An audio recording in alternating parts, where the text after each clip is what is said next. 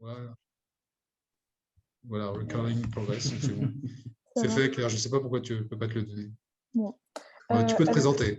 oui, merci. Claire Berge, stagiaire chez Brinov depuis le mois de mars. Je suis en master 1 en aménagement du territoire à Lyon 3. Je travaille sur le centre de ressources, donc c'est-à-dire que je constitue de la donnée. Et le centre de ressources, en gros, ça va être une boîte à outils. Vous pourrez trouver des fichiers à la fois sur la formation, donc comment monter son projet, aussi pour des questions juridiques, tout ce qui est relatif au scope, au SCI, à tous ces hiéroglyphes un peu bizarres. Et il y a aussi un lexique qui est en projet, avec tous ces, comme AMI par exemple, et puis aussi des questions sur les financements. Par exemple, quand il y a eu le deuxième débat avec Collecticity sur les financements participatifs. Donc, ce seront des données que vous pourrez trouver sur le centre de ressources au fur et à mesure de nos collectes. Voilà. Merci Claire. Au même titre que ces débats font partie effectivement des ressources qui seront mises à disposition de l'ensemble des personnes intéressées par la dynamique des tiers-lieux et de la fabrique. Et des tiers-lieux d'ailleurs, même s'ils ne sont pas dans la dynamique de la fabrique, puisque c'est accessible au plus grand nombre. Amélie Cassagne. Oui, bonjour. Donc moi, c'est Amélie Cassène. Je suis On peut mettre la caméra, Amélie, si ça ne vous gêne pas ou si c'est possible. Elle ne fonctionne pas, navré. C'est pas grave. Je suis chargée du projet sur la fabrique citoyenne à Collégien qui ouvrira fin septembre 2021. Voilà. Beau projet aussi local, qui de toute façon sera un tiers-lieu au-delà d'être une fabrique. Oui, tout à fait. Un tiers-lieu avant d'être fabrique. Ouais, voilà. Merci Amélie. Eric?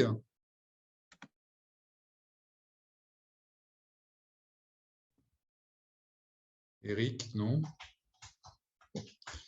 Héloïse? Oui, bonjour. Bonjour. Donc moi, je suis stagiaire auprès de Jeff Bricou, qui est, je le vois dans la salle. Donc, il a son tiers-lieu au bout du monde et donc je suis stagiaire avec lui en communication parce que je suis élève à l'EFAP, donc qui est l'école des nouveaux métiers de la communication. Donc, je suis élève en première année et donc je suis en stage avec Jeff depuis début avril. Et la semaine prochaine, c'est ma dernière semaine, donc voilà. Mais je l'ai aidé du coup au niveau de son site internet, du compte Instagram. Et j'ai aidé également Florence et Marianne à organiser un événement la semaine dernière dans son au bout du monde. Donc voilà. Un événement effectivement qui croisait tiers-lieux, loisirs, tourisme pour s'intéresser aux nouvelles pratiques qui peuvent surgir après les événements qu'on vient de vivre et qui vont peut-être nous inviter à réfléchir différemment. En tout cas, notre mobilité, notre manière de visiter les territoires tout en gardant le contact professionnel. Olivier, qui sera un de nos intervenants aussi. Avec le micro, Olivier. Ouais. Voilà, ça va aller mieux. Bonjour à tous, donc Olivier Gérinon. Je suis le président fondateur du Bastion et voilà, je vais vous présenter aujourd'hui notre activité et ce qu'on se propose de développer avec la fabrique. Merci Olivier. Et Madame ou Monsieur Dehos? Oui, bonjour. Christine Dehos pour la mairie de Jouarre. Nous avons un projet de tiers-lieu. Merci. Donc, je crois qu'on a fait à peu près le tour de ceux qui sont à distance, hormis Eric, s'il a repris le contrôle de son écran. Je ne sais pas. Bon, en tout cas, ce n'est pas grave. En attendant, je propose à Jeff, qui est en physique avec nous, de se présenter. Non, tu peux...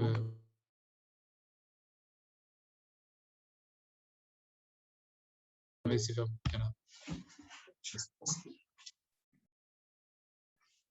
Bonjour à tous, donc je suis le fondateur et administrateur du tiers-lieu au bout du monde, donc qui est un tiers-lieu qui est situé dans le nord de la Seine-et-Marne, à côté de Crécy-la-Chapelle, et qui a pour vocation de recevoir des formations, de faire gîte et d'aller vers des activités en fait culturelles, artistiques, événementielles, et des activités bien-être. Voilà le résumé du projet. Il s'agit d'une ancienne auberge de Charmes qui est située en bord de Mans, donc un lieu assez convivial et agréable. Merci Jean-François. Tout ça pour vous dire que finalement, au bout du monde, c'est pas si loin. Et puis, j'espère que Jean-François partagera aussi à un moment l'expérience qu'il est en train de mener avec Pôle emploi, justement, sur les formations des personnes en recherche d'emploi et la formation aux usages numériques. Saturnin, je te propose de te déplacer aussi.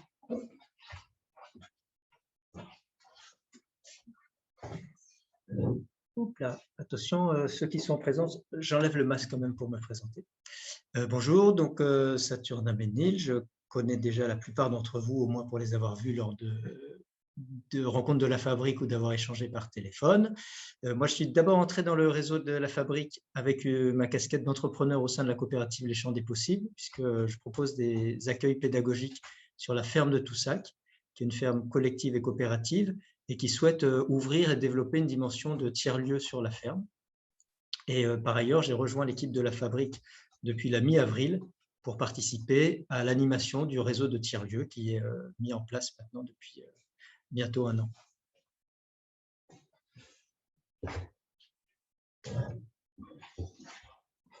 Et donc Didier Gallet, le président de Brinov et l'un des co-concepteurs de la Fabrique. Alors avant de laisser la parole à Emmanuel Demarque, donc, qui est notre hôte du jour, qui pourra se présenter à l'occasion et présenter aussi les projets de l'AFPA. Juste rappeler effectivement que c'est le 3e débat. Il y a eu un premier débat, alors qui n'a pas été enregistré, sur le modèle économique d'un tiers-lieu, qui a été proposé par un de nos partenaires qui s'appelle Relais d'entreprise. Un 2e débat sur les financements, ça a été rappelé par Claire, et là pour le coup qui est accessible sur YouTube. Et puis ce 3e débat, ça reprend effectivement les échanges des uns et des autres, puisque dans la dynamique de Fabrique, on a des moments de rencontre avec les tiers-lieux, avec les porteurs de projets, pour s'intéresser à leurs besoins, et notamment, parmi les besoins exprimés et qui reviennent régulièrement, c'est qu'est-ce qu'on peut faire dans un tiers-lieu qui peut nous aider à conforter notre modèle de fonctionnement. Alors, tant le modèle de fonctionnement économique, quand ce sont des tiers-lieux qui ont ce projet de développement économique, ou des tiers-lieux qui sont portés par des collectivités.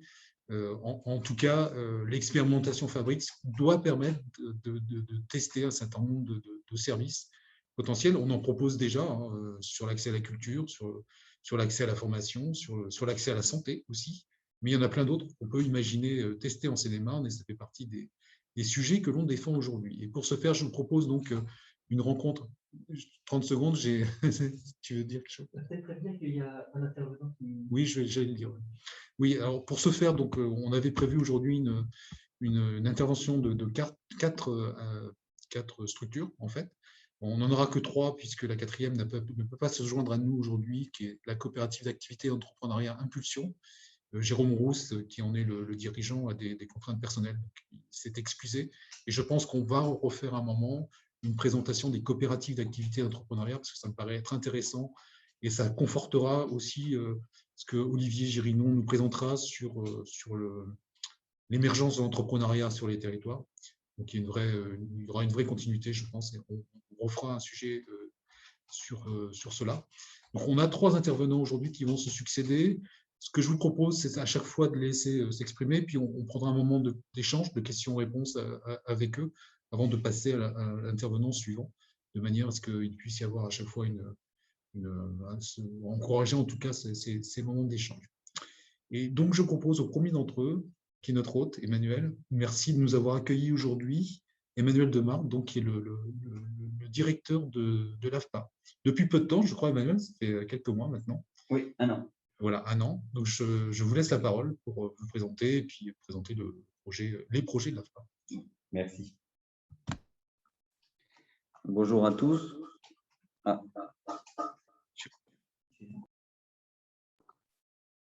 Vous m'entendez mieux? Oui. Donc, bonjour à tous. Donc, Emmanuel Demarque, donc directeur AFPA 77, dont le centre est basé à Champs-sur-Marne, donc dans le nord-ouest du département. Comme l'a dit Didier, nous avons ici sur le centre des projets d'ouverture interne et vers l'extérieur, dont la création d'un espace tiers-lieu sur le site de l'AFPA, ce qui est un peu révolutionnaire, j'allais dire, sur ce type de structure, puisque à l'origine, le centre avait vocation uniquement d'accueillir des stagiaires pour les formations qui étaient dispensées. Mais là, la réflexion est menée pour construire un lieu qui pourrait accueillir tout type de personnes, tout type de projets, et de les mettre finalement dans des conditions optimum pour que ces projets puissent aboutir. Donc, je vais vous partager un document synthétique qui va résumer un peu ce que nous souhaitons mettre en place. Si vous avez des questions pendant la présentation et que vous craignez de les oublier ou que vous souhaitez pouvoir y réagir immédiatement, n'hésitez pas à lever la petite main numérique ou votre main physique. J'y répondrai volontiers. Normalement, je devrais pouvoir répondre à quasiment toutes vos interrogations. Alors, je vais essayer de vous partager donc un document.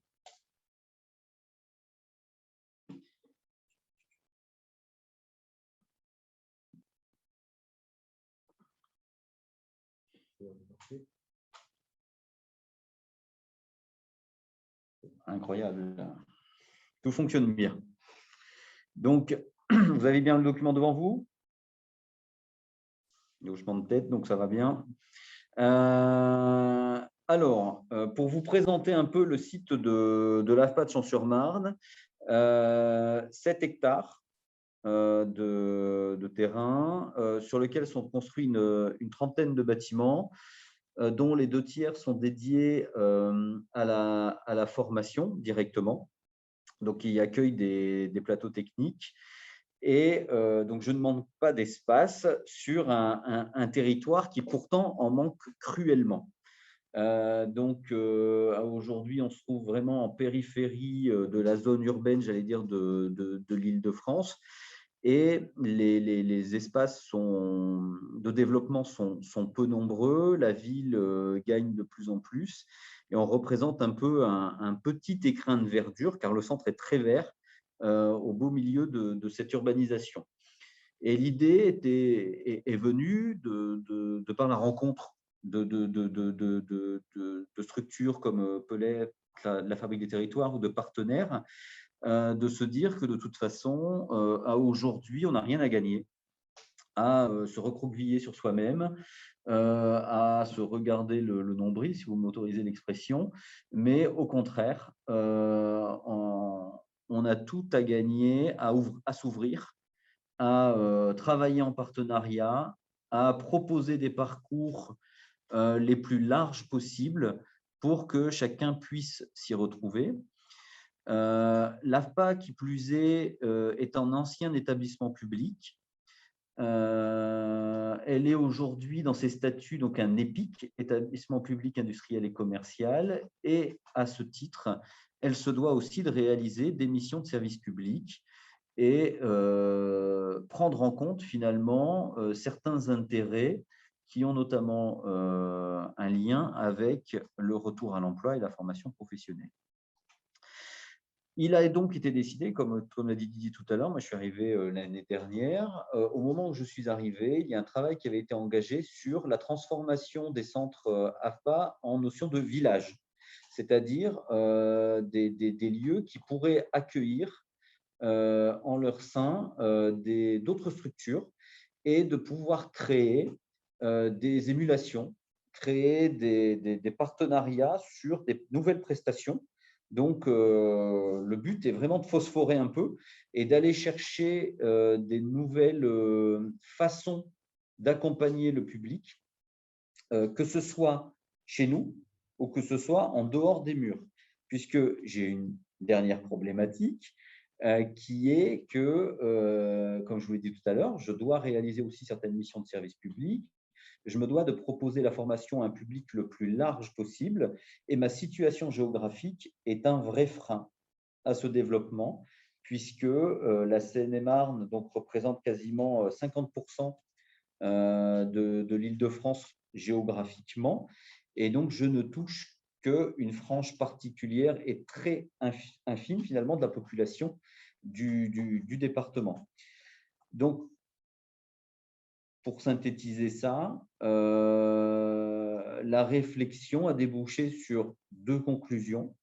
La première, c'est l'ouverture sur le centre d'un tiers-lieu, la création d'un espace dédié à la réalisation de prestations spécifiques, dont je vais vous parler tout à l'heure, et également l'ouverture du centre sur son territoire, et donc, si possible, l'intégration dans un réseau de tiers-lieux pour aussi, moi, être en capacité de proposer mon offre de service et de le dispenser dans certains centres où, finalement, j'arriverai à toucher la population où elle se situe pour éviter de la faire bouger jusque Champs-sur-Marne, si tant est qu'elle puisse bouger, ce qui est assez compliqué sur le territoire. Donc voilà. Donc, je vais vous présenter dans un premier temps l'espace tiers-lieu tel qu'il a été pensé sur le centre. Saturnin lève la main. Oui, j'ai une question. C'est par rapport à quand vous dites dispenser des services de l'AFPA dans d'autres lieux. Est-ce que vous pouvez juste donner peut-être 1 ou 2 exemples concrets pour aider à se représenter? Qu'est-ce que ça peut vouloir dire? Alors, aujourd'hui, l'AFPA est en charge de plusieurs missions de service public. Certaines d'entre elles, alors, qui ont tous trait de près ou de loin à la formation et à l'insertion, ça peut être le conseil en VAE, donc en validation des acquis de l'expérience. Ça peut être le conseil, enfin l'accompagnement sur des prestations d'orientation, donc de définition de projets, d'orientation qui ont pour finalité de valider un projet professionnel et finalement, à l'issue, le bénéficiaire ressort avec un projet clé en main et peut se présenter au Pôle emploi avec les démarches prêtes à être effectuées. Donc, on bénéficie aujourd'hui de financement pour toucher ce type de public-là. Aujourd'hui, on touche un public bénéficiaire Pôle emploi, donc qui est inscrit à Pôle emploi et qui est orienté par le conseiller Pôle emploi.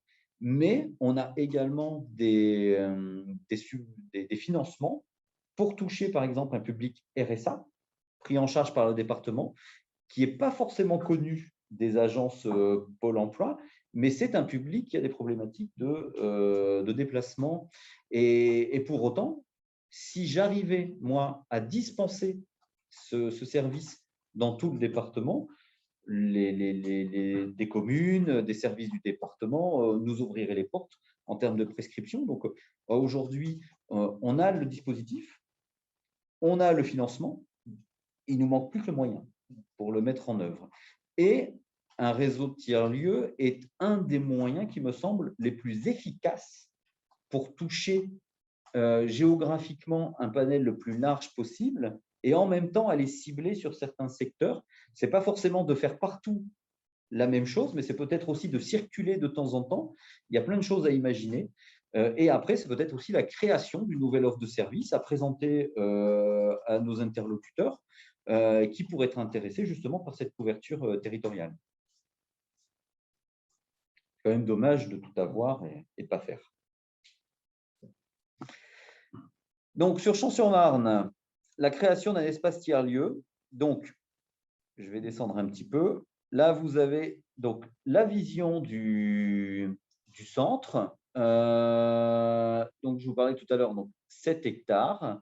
Et j'ai un bâtiment au milieu du centre, ici, que je travaille depuis mon arrivée à le rendre le moins marqué par la formation possible, mais au contraire, à ce qu'il soit orienté vers la réalisation de prestations type village ou type tiers-lieu.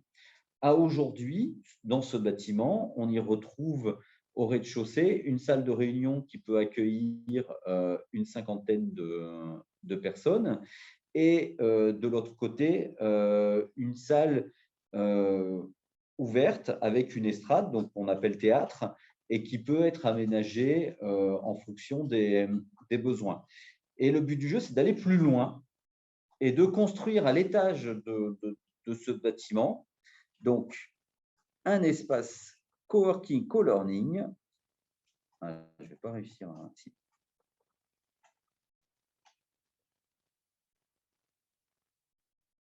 Peut-être été un peu gourmand dans l'agrandissement. Je vais le réduire un peu. Voilà.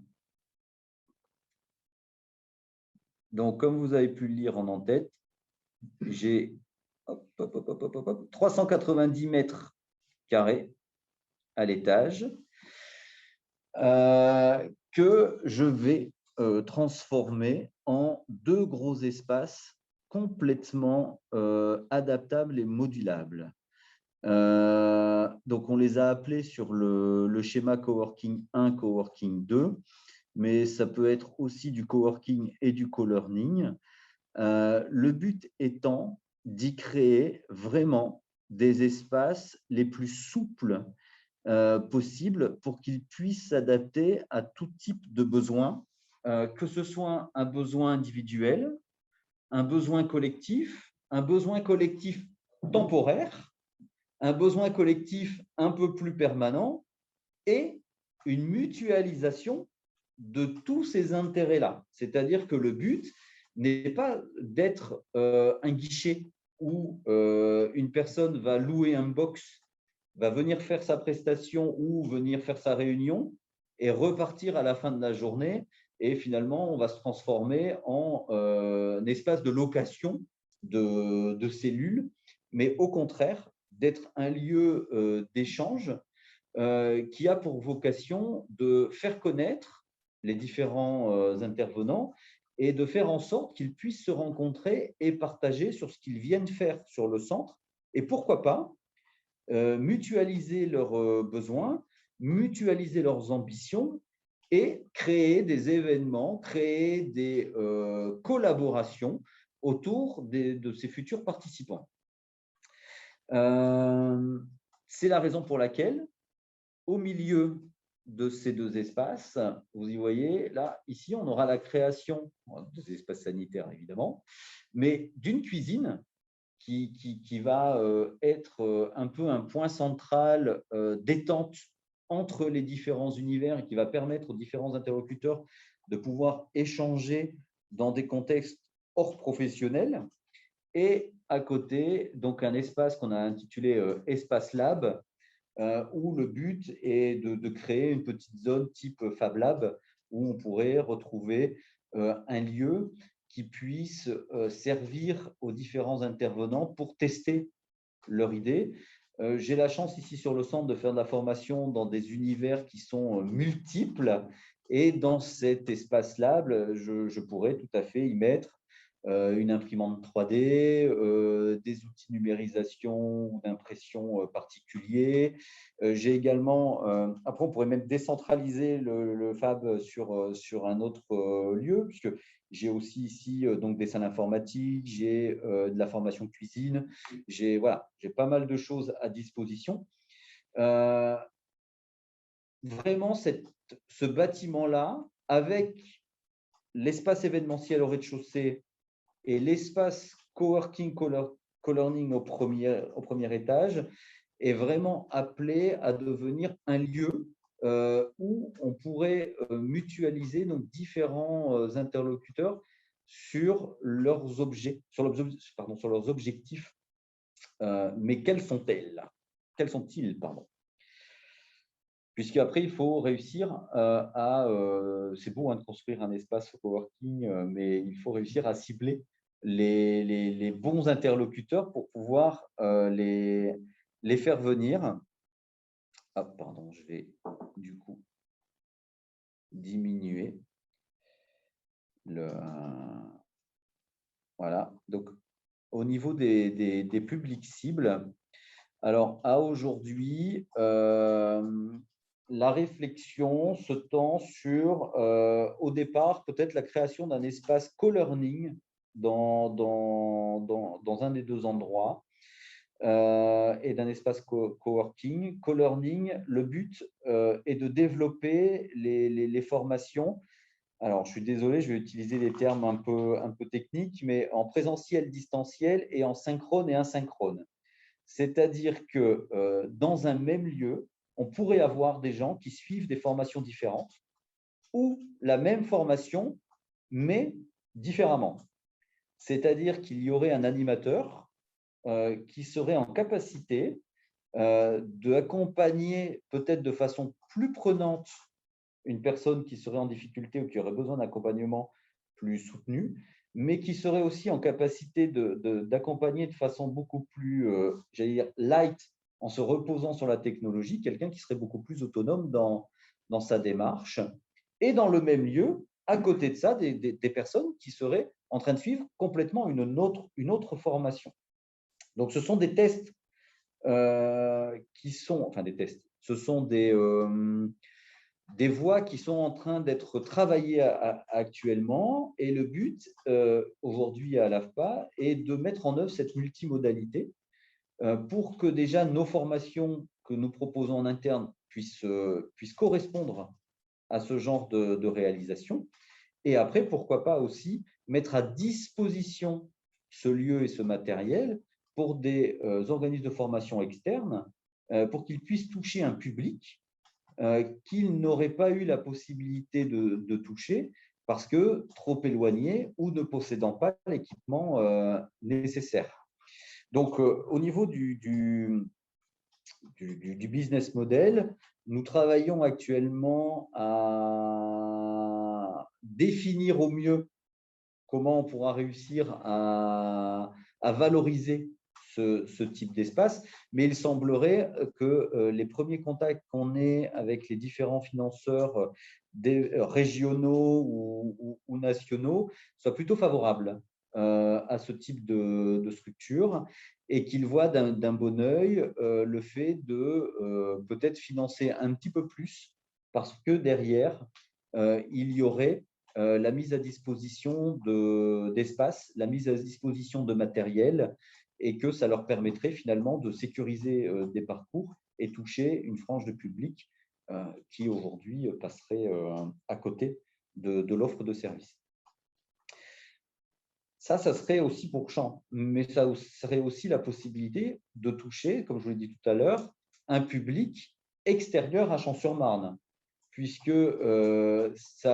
dans l'idée, c'est aussi, pourquoi pas, de mettre à disposition du matériel dans d'autres lieux, comme je vous le disais tout à l'heure, pour que l'animateur tiers-lieu situé à Champs-sur-Marne puisse aussi, finalement, animer la même session, comme nous, on le fait actuellement, hein, puisqu'on est tous, à part quelques-uns ici présents autour de la table, sous Teams, et pourtant, on suit la même réunion. Et le but, c'est de développer l'offre de service sur exactement la même typologie avec ou pas intervention d'un animateur ciblé sur le lieu en fonction du besoin.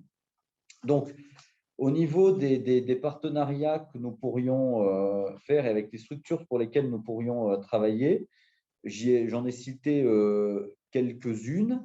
Donc, des structures de l'insertion par l'activité économique. C'est un partenariat qui est en cours de finalisation actuellement. On est en lien avec des associations et des structures qui gèrent donc, ce type de services pour les intégrer ici sur le centre. On y trouve de toute façon tous un intérêt, puisque moi, ça me permet de proposer un parcours global d'orientation. Eux, ça leur permet de proposer à l'issue du parcours d'insertion des formations. Et derrière, ça nous permet enfin de travailler sur l'évolution de notre offre de service et de pouvoir finalement proposer aux financeurs des choses pour lesquelles seuls, de toute façon, on ne pourrait pas aller. Donc, normalement, nous devrions intégrer une structure d'ici quelques semaines au sein du centre qui s'appelle l'association Aurore, pour ne pas trahir de secret, donc avec qui nous travaillons activement. Les organismes de formation professionnelle, vous avez évidemment compris pourquoi, puisque évidemment, c'est notre cœur de métier. Et là, pour le coup, le centre et la structure sont construits pour optimiser ce type de service. Les structures proposant des solutions d'accompagnement des parcours de vie, ça revient un peu à ce que je vous ai dit quand je parlais des structures par l'insertion par l'activité économique, c'est de pouvoir finalement proposer à des personnes qui sont éloignées soit du logement, soit qui ont des problèmes de mobilité, qui ont des problèmes de santé, qui ont des problèmes périphériques à la formation, que nous ne traitons pas, mais en partenariat, nous pourrions traiter et donc proposer des parcours complets, des parcours globaux à des personnes qui seraient et la formation et la prise en charge de ces problèmes périphériques. Après, voilà, j'ai mis des associations locales, des choses comme ça. Et ça pourrait être aussi des structures d'accompagnement d'entrepreneuriat, puisque on réfléchit aussi à y mettre un incubateur sur place, puisqu'on a pas mal de stagiaires qui sortent avec des projets à l'issue de la formation, notamment dans le milieu informatique, puisqu'ici sur Change, je forme au développement web, au développement mobile, développement d'applications, des choses comme ça. Donc, ce sont des gens qui, pour quelques-uns d'entre eux, ont des projets de création derrière. Et on se dit que autant aller boucler la boucle et leur proposer un lieu où ils pourraient tester leur projet et tester sa mise en œuvre. On avait parlé du télétravail également, des entrepreneurs. Voilà. Il y a plein d'idées possibles, d'où la nécessité d'avoir un espace le plus modulable possible. Donc, pour réaliser ce projet, j'ai la chance d'avoir pu obtenir donc les financements. Le dossier est bouclé et les travaux vont commencer cet été, normalement, si tout se passe bien, si les différents constats préalables se réalisent en temps et en heure, pour une ouverture prévue en fin d'année, début d'année prochaine. Et d'y mettre, comme je vous l'ai précisé tout à l'heure, donc une personne sur place qui sera considérée comme un animateur tiers-lieu. Et pas un formateur, pas un gestionnaire de location, mais bien un animateur tiers-lieu pour rentrer un peu dans les objets que je vous ai définis tout à l'heure, qui sont de mettre en relation et aussi de faire vivre finalement ce lieu pour qu'on ne se contente pas du projet initial du porteur au moment où il passe la porte et au moment où il s'installe, mais qu'on aille beaucoup plus loin et que le tiers-lieu devienne une source finalement d'émulation et d'innovation. C'est-à-dire que vraiment, j'insiste là-dessus, le tiers-lieu n'est pas un espace de location, ça doit être une plus-value par rapport à ça et on doit apporter quelque chose en plus aux bénéficiaires qui viendront dans les structures. Je suis évidemment marqué par l'insertion et la formation professionnelle de par nos activités, mais après, à charge pour nous de mutualiser les différents acteurs d'un réseau, les différents acteurs d'un lieu pour justement proposer la palette la plus large possible. Il faudra évoluer ces pratiques-là.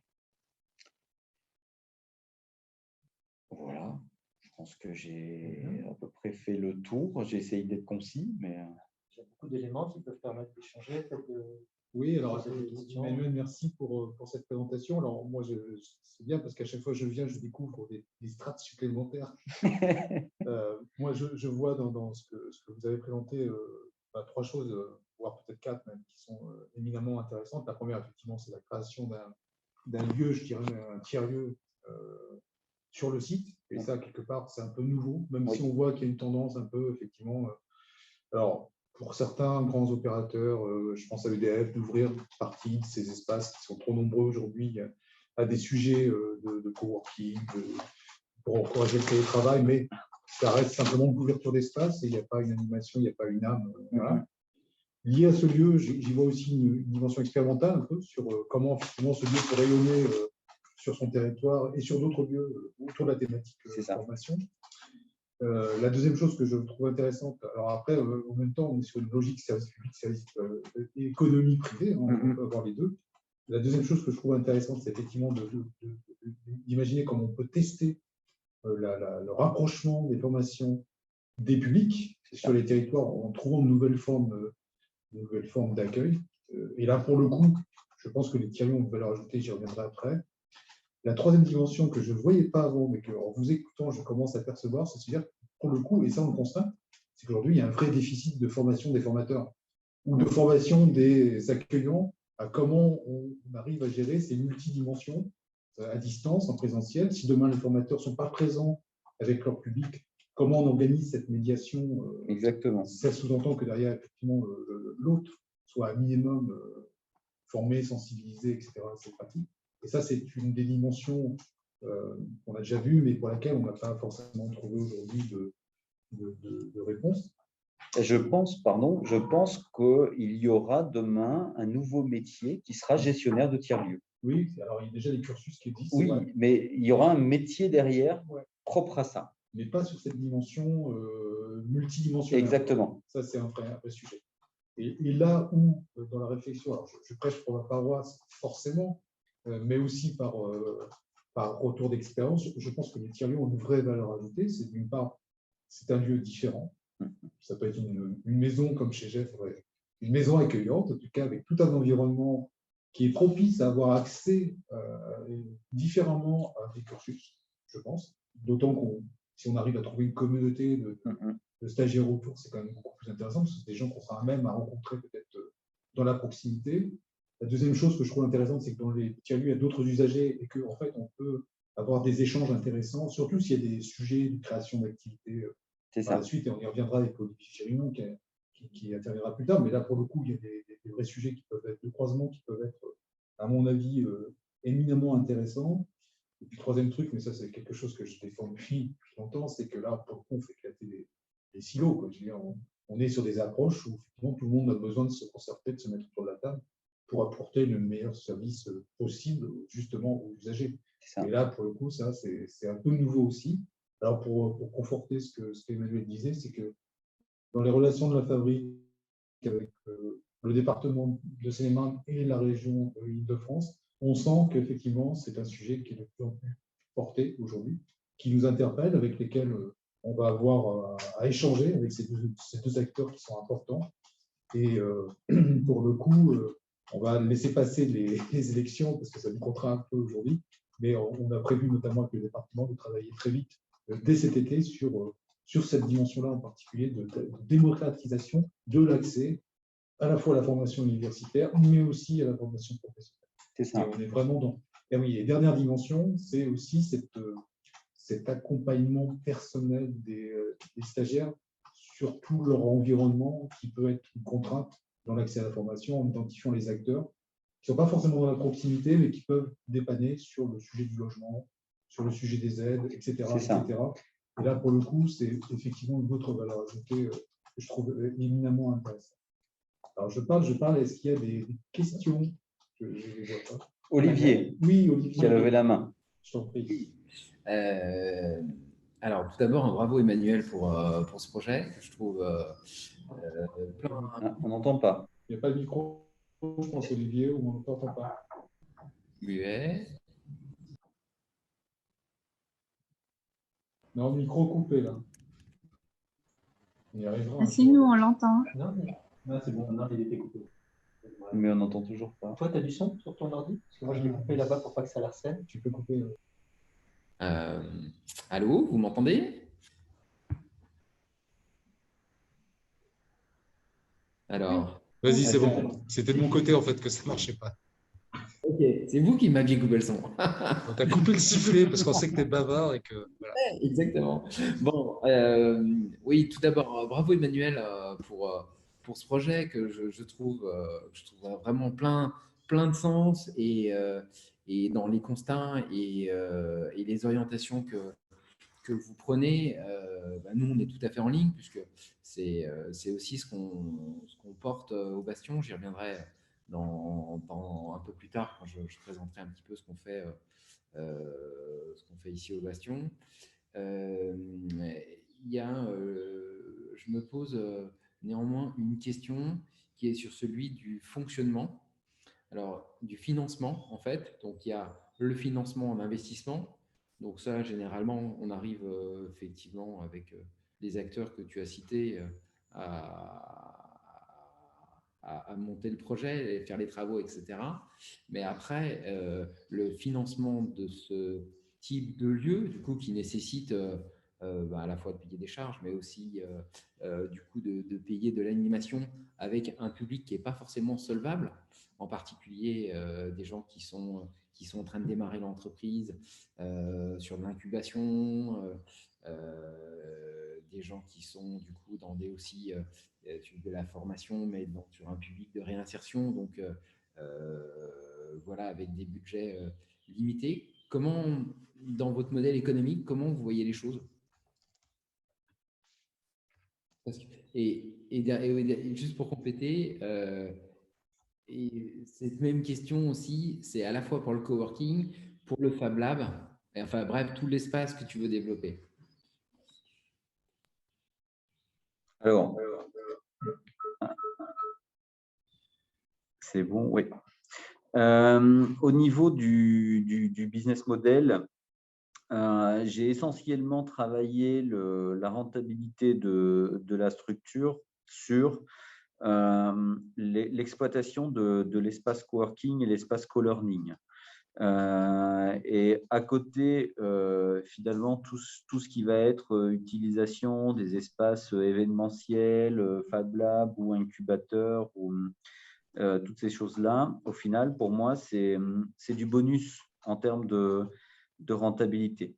Ce qui fait que la marge est de mon côté calculée vraiment sur l'utilisation des deux espaces principaux. C'est eux qui portent la rentabilité financière de la structure.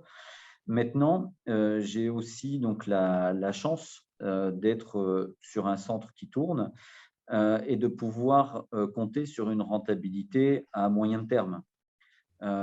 Évidemment, je ne cherche pas une rentabilité à 1 an ou 2 ans pour pouvoir éponger les investissements qui seront mis. Mais, encore une fois, je suis dans un modèle de financement privé. Donc, je me dois d'avoir un modèle économique viable. Et donc, la structure devrait être à l'équilibre sur des projections moyennes, voire pessimistes, à l'aune des 6 à 7 ans.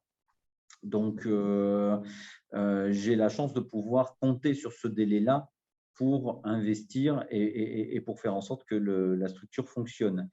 Après, je peux aussi, alors c'est toujours la même chose dans l'objectif de rentabiliser toujours cet espace, ce bâtiment lui-même. Je réfléchis plus en espace global et en réflexion globale qu'en dispositif. Si j'avais voulu rentabiliser l'espace e-learning de façon autonome, il est clair que je n'y serais pas arrivé. Parce que les investissements dédiés à un espace uniquement e-learning ne seraient pas couverts à aujourd'hui par les sources de financement qu'on arrive à trouver. Mais derrière, le but est vraiment d'y adjoindre d'autres réflexions. Je n'ai pas forcément parlé tout à l'heure. C'est notamment travailler sur la culture et notamment l'image et la musique, puisque voilà, je ne peux pas dévoiler ce qu'on compte faire puisque ça reste encore en négociation, mais il est aussi prévu d'y mettre quelque chose dans cet univers-là en R-1, donc autour de l'univers musical. Et donc, tout ça consolidé avec les différents types de financement fait que le projet sera viable et rentable. Alors, rentable, donc aura couvert les investissements au bout de 6 à 7 ans. Ok. J'espère avoir répondu à la question, Olivier. Oui, c'est clair qu'on ne cherche pas une rentabilité, mais d'être au moins à l'équilibre. Et combien vous avez de place en coworking? On devrait pouvoir mettre entre 20 et 25 personnes sur chaque espace. Ok. Donc une cinquantaine en, 40-50. une cinquantaine en tout. D'accord. Saturnin, lève la main. Alors, je ne sais pas où je me mets pour… Je vais venir ici. Voilà. Moi, je suis sensible à ce que vous disiez par rapport à votre projet d'avoir un animateur du tiers-lieu. Je ne sais plus comment vous l'appeliez. Animateur. C'est ça, un animateur tiers-lieu pour vraiment aborder cette dimension de l'accueil et de l'accompagnement. Ce ne soit pas juste un espace que des personnes louent pour faire une formation pour venir travailler. Ça me paraît une dimension essentielle des tiers-lieux et ça me fait penser aussi à des choses, du coup, aux notions d'ambiance et de style qui vont être propres à chaque tiers-lieu parce que liées au lieu, à son environnement, au projet et à la personne qui fait cette animation du lieu. Voilà. Et je me demandais, quand vous parliez de toucher des publics qui peuvent être éloignés à la fois géographiquement et parfois dans leur disponibilité ou de leur manière d'aborder des dispositifs que vous proposez, est-ce que vous pensez aux noms et aux mots que vous utilisez? Pensez à ces termes qu'on emploie avec maintenant beaucoup d'aisance. On dit espace de coworking, espace de co-learning. Bon, ben, nous, on est assis autour de la table et maintenant, on est assez familier de ces mots-là. Mais sont-ils familiers à ces publics que vous souhaitez faire venir? Et du coup, est-ce qu'il y a une réflexion autour du projet sur les mots que vous utilisez et voilà, la manière dont vous allez nommer les espaces et les dispositifs? Et la réponse est oui. Ah. Alors, pour revenir sur l'animateur tiers-lieu, on est bien dans… tout à l'heure, on parlait du modèle économique. Il a été pensé avec un animateur tiers-lieu intégré dans le modèle économique.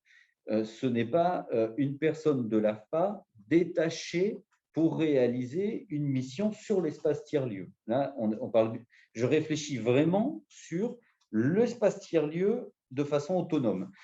Et effectivement, pour reprendre ce que vous disiez précédemment, on travaille actuellement avec des architectes d'intérieur sur un visuel, sur le fait de rendre une identité, de donner une identité à l'espace qui sera créé. Et il en est de même pour la terminologie et le vocabulaire. C'est-à-dire que le visuel sera adapté à l'espace tiers-lieu, le vocabulaire sera adapté également pour qu'il puisse parler à tout et à chacun. Donc, l'îlot de travail, l'espace de réunion. Tout à l'heure, je parlais de synchrone et d'asynchrone. Ça ne parle qu'à ceux qui en font et qui le connaissent. Même à moi, ça ne parlait pas, celui-là. Donc, le but est vraiment de démocratiser le plus possible. Quand on parle d'ouverture, il faut vraiment le prendre dans son sens le plus large possible. C'est l'ouverture du centre, l'ouverture d'un lieu, mais c'est aussi l'ouverture à un public. Et c'est de faire en sorte que l'espace soit au service de ce public-là et pas le contraire. Et il n'y a que comme ça qu'on arrivera à attirer le plus grand nombre et susciter l'intérêt.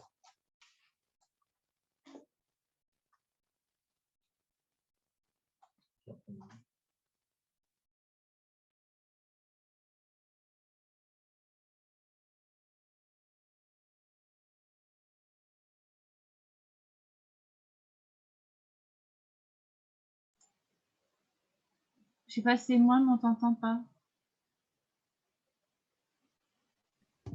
Non, mais on ne m'entend pas parce que je n'ai pas mis le micro, tout simplement. C'est mieux là.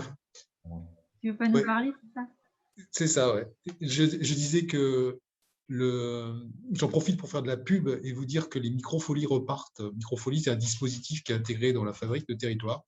Ils repartent de plus belle, évidemment, un peu contraints en début de saison. Et elles vont se poser dans 3 fermes seine-et-marnaises dont vous trouverez les dates, hein, je ne les ai pas sur moi, mais soit sur le site de la Fabrique, soit sur le site d'Actar, qui porte les microfolies pour la Fabrique. Et ça, c'est l'intérêt. C'est-à-dire qu'on a à la fois, alors ce ne sont pas des tiers-lieux, quoique les fermes peuvent être des tiers-lieux, et Saturnin le rappelait, mais un tiers-lieu, c'est un lieu aussi qui est d'abord ouvert sur son environnement. Et là, pour le coup, c'est ce qui va se passer dans ces fermes, donc des lieux qui vont être ouverts au public. On va pouvoir mieux comprendre effectivement ce qui s'y passe, qui y vit, ce qui se produit. Mais aussi, ça va permettre aux acteurs locaux, artisans, artistes, de venir à ce moment-là. Et puis, la microfolie va apporter cette dimension d'accès à la culture, avec à la fois une œuvre spécialisée qui sera commentée par un spécialiste, et puis aussi des animations pour tout public, dont les enfants en particulier, qui vont permettre d'avoir envie de venir sur ce lieu à ce moment-là. Donc, c'est important aussi, ces multidimensions, quand elles sont possibles en tout cas. Et on se rappelle, pour certains qui étaient, l'année dernière, ça s'est passé à la ferme de Toussac. Et ça a été l'occasion pour les gens du cru de découvrir qu'il y avait une ferme, qu'il y avait une boutique, qu'il y avait de jeunes fermiers, de jeunes éleveurs, plein d'enthousiasme et de dynamisme, et qu'on pouvait, à l'intérieur d'une ferme, avoir accès à une exposition. Alors, je ne l'ai plus en tête, mais elle était au Louvre, je crois, de mémoire, commentée avec une guide qui est intervenue. Et voilà, c'est des moments de rencontre qui sont exceptionnels, je trouve. En tout cas, s'il n'y a pas d'autres questions, je vous propose de laisser la parole à Olivier Gérinon. Alors, on passe au bout du monde au Bastion. Alors, ce sont de faux amis parce que finalement, ce ne sont pas des places qui sont imprenables. En tout cas, avec Olivier, alors déjà, Olivier, il est dans l'Essonne. Vous me direz, l'Essonne, ce n'est pas la Seine-et-Marne. Certes, ce n'est pas très loin non plus. Simplement, on a des amis communs. Et notamment, on a en partage l'association des maires ruraux. Alors, de Seine-et-Marne pour nous et de Seine-et-Marne et d'Essonne pour lui. Association des maires ruraux, dont le président François Desson est aussi le président du comité de pilotage de la Fabrique de territoire. Et avec Olivier, on a échangé sur ce qui peut être un projet commun. On va attendre les résultats, mais qui nous rassemble dans cette volonté d'entreprendre dans la ruralité. Et en fait, je vais te donner le bâton de témoin tout de suite, Olivier. Je te laisse la parole. Merci Didier. Vous m'entendez? Ok, très bien. Oui, effectivement. Alors, avant de vous parler effectivement de ce projet qu'on développe qu'on pourrait développer du coup avec la Fabrique sur la Seine-et-Marne, quelques mots sur le Bastion, qui n'est pas du tout un lieu imprenable, bien au contraire. C'est un lieu ouvert. Alors, j'ai quelques slides, c'est pas très long, mais qui sont plus des supports de présentation. Alors, je fais un partage d'écran. Hop. Tac, tac, tac. Alors, voilà. Vous voyez mon écran? Ok, très bien. Donc, le Bastion, en fait, donc on est situé en Essonne rurale. On est à Boissy-sous-Saintion. Et c'est un lieu, en fait, qui est pensé comme un campus, une résidence d'innovation pour la transition écologique pour les territoires ruraux et périurbains. Voilà, donc c'est vraiment notre raison d'être. C'est avoir un lieu, un outil, une communauté et en même temps des programmes qui permettent de faire naître sur les territoires ruraux des solutions concrètes pour la transition écologique de ces territoires. Voilà, donc nous, les leviers en fait qu'on a choisis sont l'entrepreneuriat, l'innovation et les approches écosystémiques et collaboratives, évidemment. Donc, concrètement, comment ça se traduit? C'est très simple. On développe des programmes seuls ou en partenariat avec d'autres acteurs, des entreprises, des associations, des indépendants, pour différents publics. Notre programme un peu phare, c'est le dispositif Réenchanter nos campagnes, qui est en fait un dispositif d'émergence de projets entrepreneuriaux sur les territoires ruraux qui dure 18 semaines, qui se fait en collaboration avec des collectivités rurales, d'une part, avec qui, en fait, on travaille pour structurer les défis. Du coup, les défis que rencontrent ces communes pour matérialiser la transition écologique.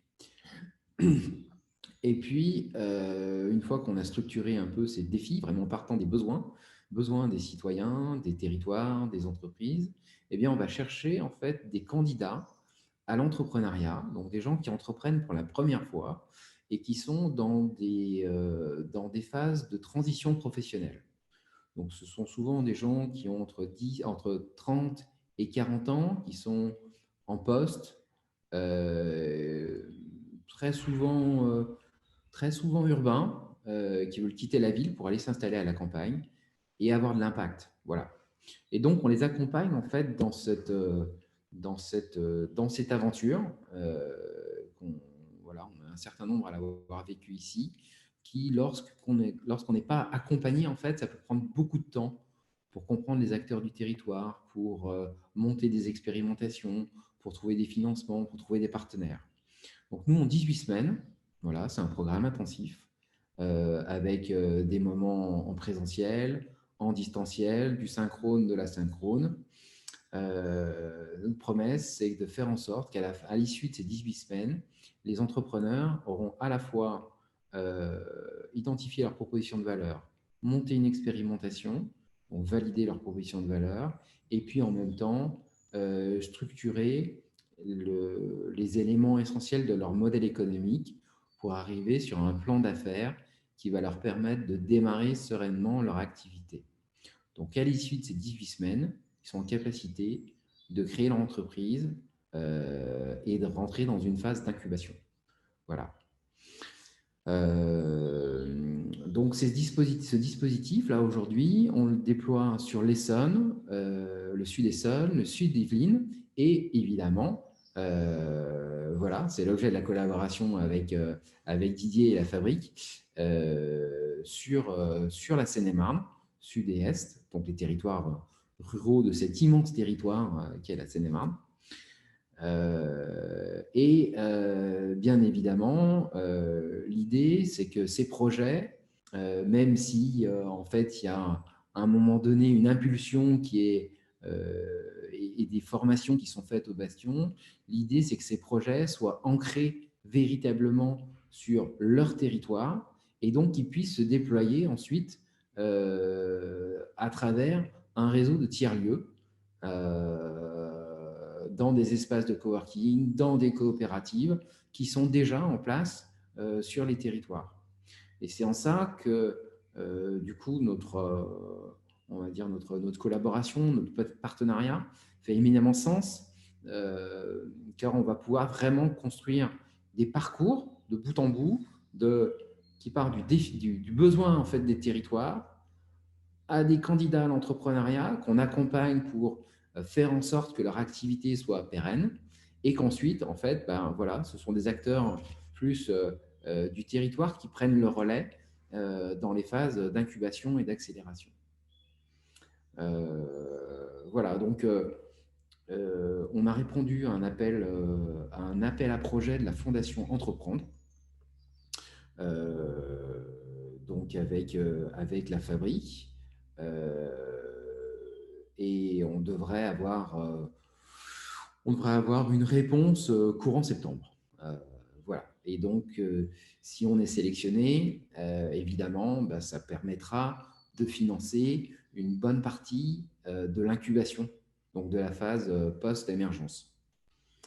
Et en même temps, il y a aussi du budget pour financer des places dans des espaces de coworking, etc. Voilà. Ensuite, on a au Bastion, donc on a deux autres offres qu'on développe. Une offre à destination des entreprises qui souhaitent rentrer dans des démarches d'innovation centrées utilisateurs avec une recherche d'impact. Voilà, comment concrètement j'arrive à engager ou réengager mes collaborateurs dans des démarches d'innovation et comment je fais pour traduire soit une vision, soit des engagements RSE. voilà, comment je le traduis en fait dans le business de mon activité. Donc là aussi, ce sont des programmes qu'on fait sur plusieurs mois. Là, en ce moment, on réalise un programme sur plusieurs années où on accompagne le top 150 d'un grand distributeur voilà, pour la grande consommation.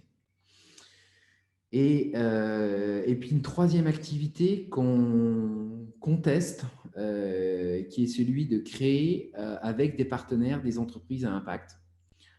Puisqu'on se rend compte que pour les clients, notamment les entreprises industrielles qu'on accompagne ou autres qui veulent rentrer dans des logiques d'économie circulaire, eh bien souvent, en fait, dans la filière, il manque des acteurs. Où les acteurs existent, mais ils ne sont pas sur le territoire. Et donc, du coup, voilà, nous, on a monté un dispositif, une sorte de contrat de co-développement qui permet de créer ce maillon manquant sur la chaîne, sur une filière, pour activer l'économie circulaire sur les territoires. Voilà. Olivier, tu peux juste rappeler ce qu'est une entreprise à impact, parce que tout le monde ne sait pas. Oui, alors, oui, effectivement. Alors, entreprise à impact, bon, alors il y a plusieurs définitions, hein, mais nous, en tout cas, comme on l'entend, c'est une entreprise qui a dans ses objectifs d'avoir un impact social ou un impact environnemental. C'est-à-dire que la recherche de profit n'est pas le seul ou la mission première de l'entreprise. Le Bastion, par exemple, donc nous, on est une entreprise, on est une SAS. Notre mission première, c'est de concrétiser la transition écologique sur les territoires ruraux.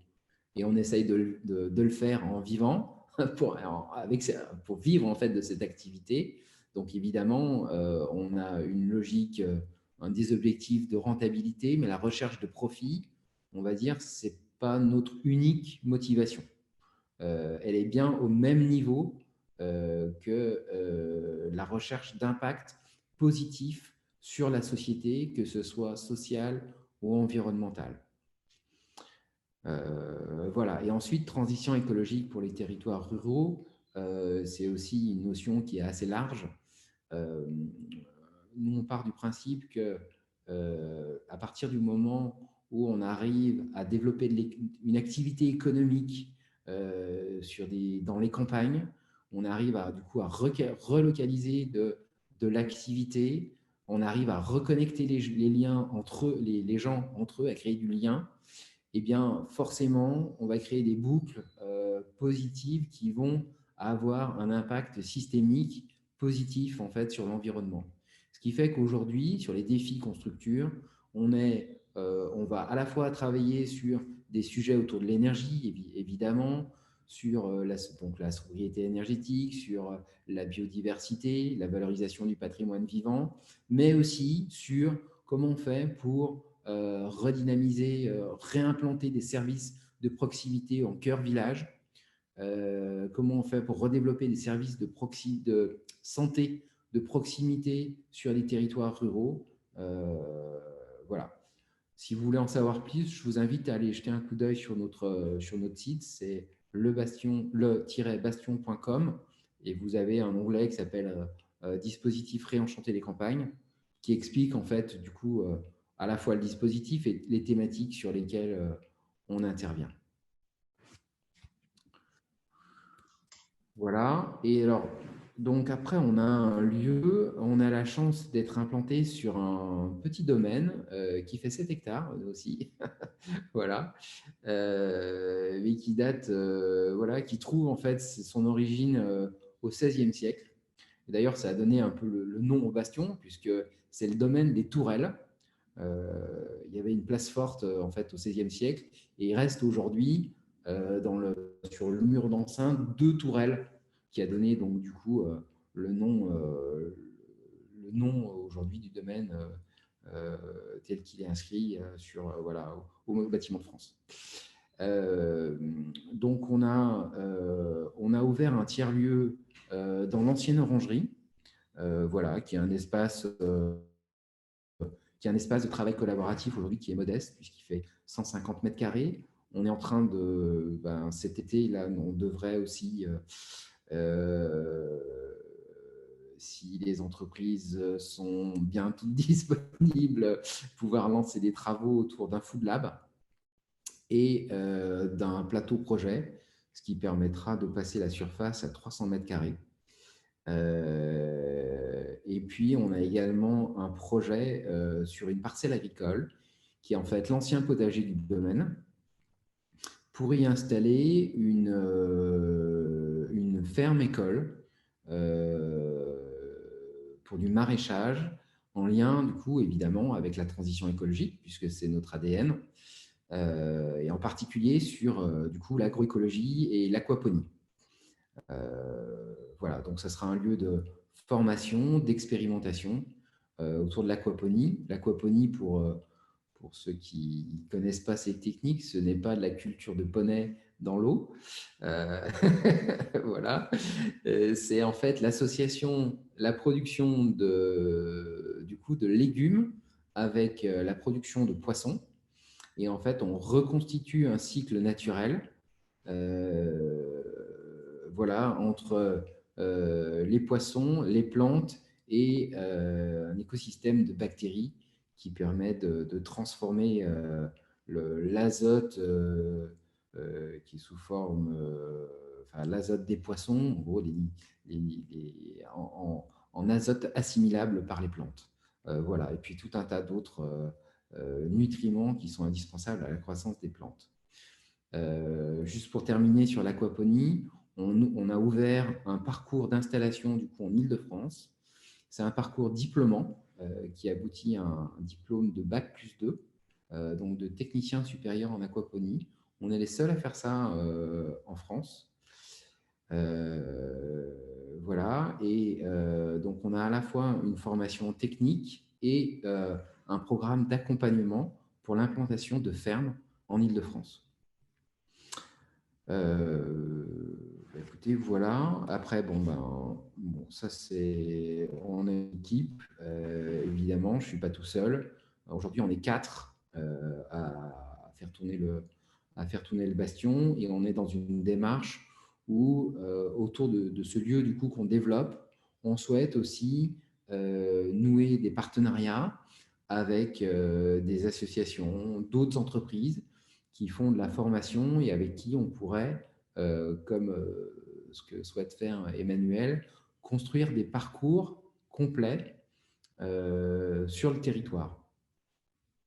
Voilà, c'est aussi dans cette logique qu'on s'est rapproché de Didier avec la fabrique pour pouvoir voilà, construire ces parcours de l'émergence, d'incubation et d'accélération sur l'ensemble de l'Île-de-France, enfin, les territoires ruraux de l'Île-de-France. Voilà, si j'en ai terminé pour ma présentation, si vous avez des questions. Merci Olivier. En tout cas, vous voyez, un bastion comme ça, finalement, ça donne plus envie d'y aller que l'image qu'on peut se représenter autrement. Moi, ce qui m'avait intéressé dans nos premiers échanges, c'est effectivement cette ambition démesurée quand même, Olivier, de réenchanter les campagnes. Absolument. Qui part surtout du constat que bien souvent, on ne connaît pas nos ressources locales. Hein. Et ça, c'est l'ancien maire qui parle, hein, comme beaucoup. On ne sait pas finalement quelles sont les expertises des habitants, qu'est-ce qu'ils ont envie de faire aussi. Et de fait, essayer de répondre à des besoins locaux en faisant émerger effectivement un esprit entrepreneurial bien accompagné, bien étayé. Et c'est là où nous, on trouvait aussi le sens, c'est-à-dire qu'on puisse prolonger après ta formation, ton intervention, à travers le portage d'une coopérative, par exemple, d'activités entrepreneuriat, et puis aussi en encourageant effectivement à l'usage des tiers-lieux comme des lieux pouvant héberger l'activité, tout simplement, à plusieurs dimensions. Hein. Dimension d'hébergement juridique, hein, postal, dimension, ce sont mes locaux professionnels quand j'en ai besoin. Pas besoin d'avoir des locaux tout le temps, mais de temps en temps, j'ai besoin d'avoir des locaux. Et les tiers-lieux sont des endroits évidemment idéaux pour cela. Je me posais quand même une question, je me disais finalement, cette pandémie-là, est-ce que tu sens qu'elle a accéléré l'envie, alors peut-être plus des urbains, de faire autre chose finalement, de retrouver un peu, je ne vais pas dire retrouver un peu de sens, parce qu'ils avaient peut-être du sens avant, je ne vais pas les dénigrer, mais de retrouver un autre sens, en tout cas, plus en lien avec tout ce dont tu viens de nous parler, notamment dans notre lien avec l'environnement, justement. Ouais. Écoute, ouais, c'est assez net. Que, en tout cas, il y a une dynamique qui s'est mise en place depuis l'an dernier entre, du coup, plutôt chez les jeunes cadres urbains qui souhaitent, qui souhaitent aller s'installer à la campagne. J'ai découvert il n'y a pas très longtemps que, en fait, c'était le souhait de 85% des Français. Quand on leur demandait, voilà, idéalement, si vous aviez le choix, où est-ce que vous iriez vivre? Eh bien, les gens répondent à 85% à la campagne. Voilà, donc c'est un souhait pour beaucoup de gens. Et ensuite, je pense que ce qui a le déclencheur, au-delà de rester confiné dans des espaces minuscules à Paris, c'est la quête de sens. Ce que tu disais, Didier, voilà, c'est retrouver un impact on va dire, à leur mesure, qu'ils puissent quantifier, qu'ils puissent mesurer, développer en fait des liens, des liens humains qui soient sincères, transparents, ce qui est finalement, sans faire une caricature, hein, mais qui est quand même beaucoup compliqué dans un milieu urbain. J'ai vécu 15 ans à Paris, je pense que je peux le dire. Et ensuite aussi, voilà, une volonté de ces gens-là de se reconnecter aussi à une forme de vie, quoi, une forme de vivant, que ce soit à travers les gens ou que ce soit avec la proximité de la nature. Voilà. Donc, nous, on le constate, quasiment 100% des gens qu'on recrute dans nos programmes sont dans cette démarche-là. Voilà. Alors, soit des néo-ruraux, soit des urbains qui veulent partir à la campagne, soit des néo-ruraux qui essayent de démarrer quelque chose mais qui n'y arrivent pas. Voilà. Merci Olivier. Est-ce qu'il y a d'autres demandes d'intervention? Je sais pas si je vois tout le monde, mais si en tout cas quelqu'un veut prendre la parole, qu'il n'hésite pas. Ok, donc si c'est Saturnin, veut prendre la parole. Je t'en prie, Saturnin.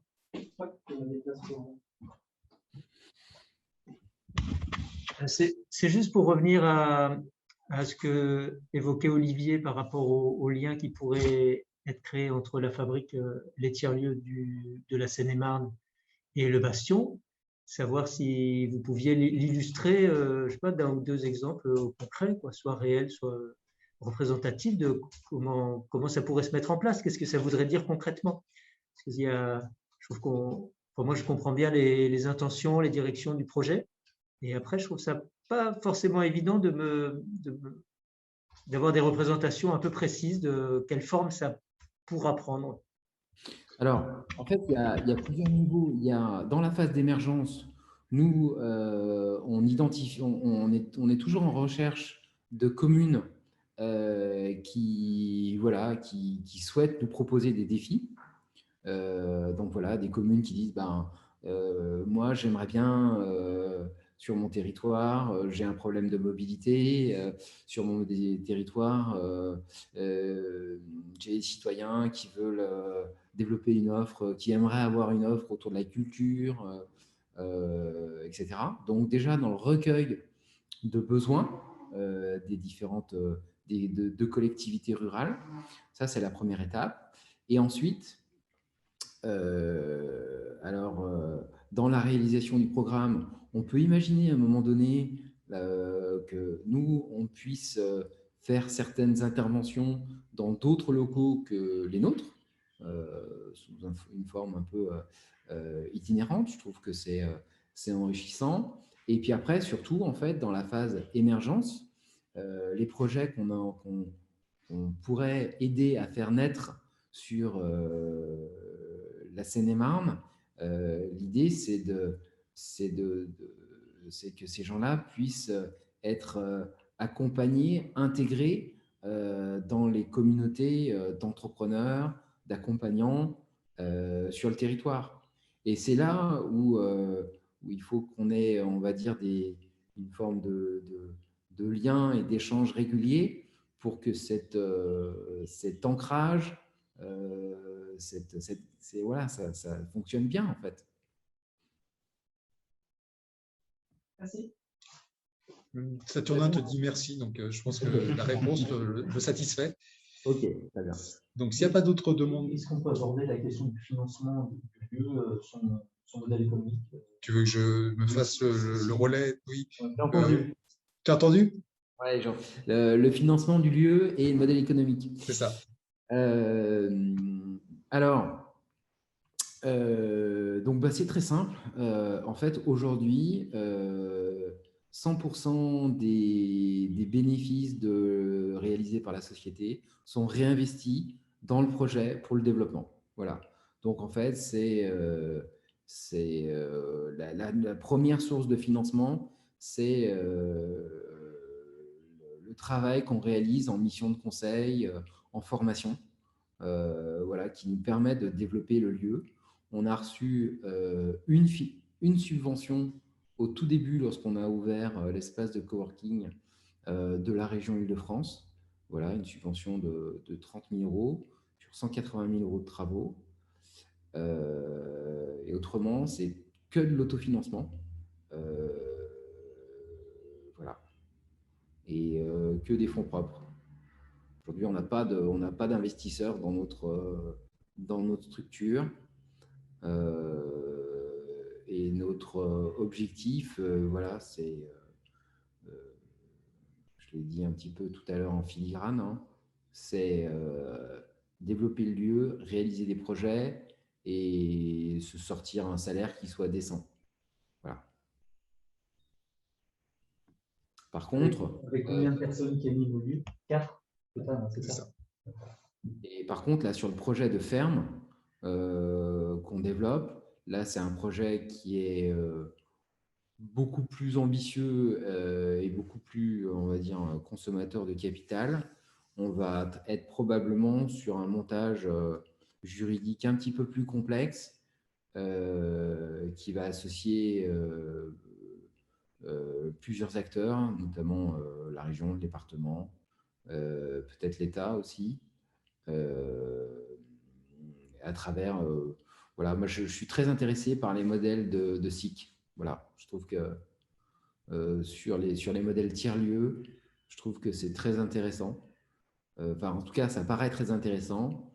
Maintenant, moi, voilà, aujourd'hui, j'aimerais bien avoir des retours d'expérience de projets qui sont montés justement en SIC, comment la gouvernance se passe au fil des ans, le montage de dossiers de financement, comment ça se passe,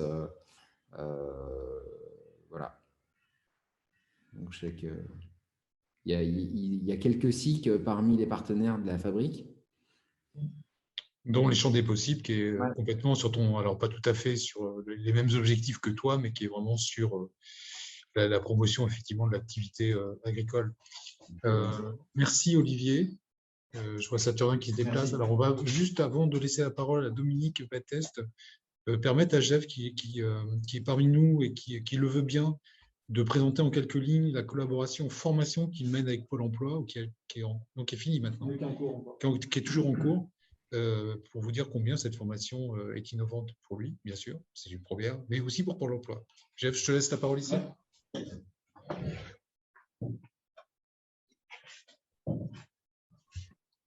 Bon, donc, quelques mots sur cette formation qui est venue en fait naturellement à nous par l'intermédiaire de la fabrique.